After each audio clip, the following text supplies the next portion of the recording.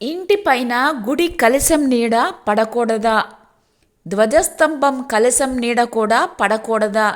పడితే ఏమవుతుంది? దేవాలయం ఒక పవిత్రమైన స్థలం, శాస్త్రబద్ధంగా స్థాపించిన ఒక శక్తి కేంద్రకం. ఆలయాలలో హోమం, యాగాదులు ఎల్లవేళలా జరుగుతూ ఉంటాయి.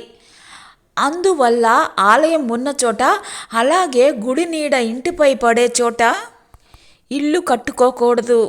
ముఖ్యంగా దేవుడు ఉండే గోపురం పైన ఉండే కలశం నీడ, ధ్వజస్తంభం కలశం నీడ ఇంటిపైన పడకూడదు.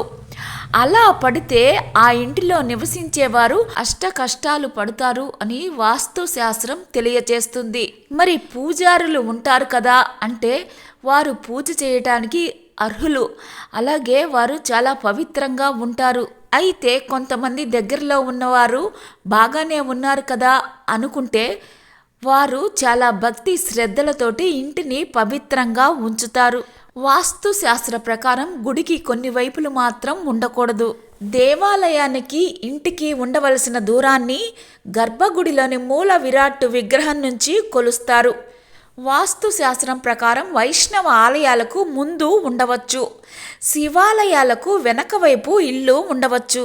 గుడికి ఆనుకొని మాత్రం ఏ ఇల్లు ఉండకూడదు. ఆ విధంగా ఉంటే ఆ కుటుంబంలో వివాదాలు, కలహాలు ఎక్కువగా కలిగే ప్రమాదం ఉంటుంది.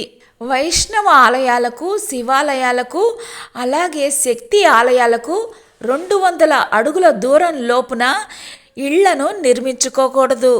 ఆ విధంగా నిర్మిస్తే ఆ ఇంట్లో వారిని దారిద్ర్యం వెంటాడుతుంది, డబ్బు నిలవదు. వైష్ణవ ఆలయానికి వెనక వైపున ఇల్లు ఉంటే ఆ ఇంట్లో నుంచి అమ్మవారు స్వామివారి సన్నిధిలోకి వెళ్ళిపోతారు.